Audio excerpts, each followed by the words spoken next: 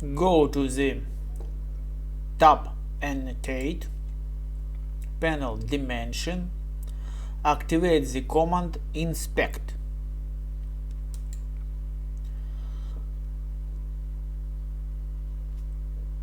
In dialog window, activate the option Select Dimension. Click left mouse button. Undrawn field, select dimension. It's maybe that dimensions. And click right button of mouse or click enter on the keyboard. Next step, specify label.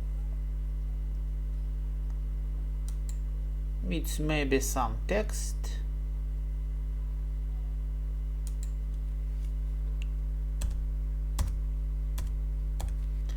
And click OK.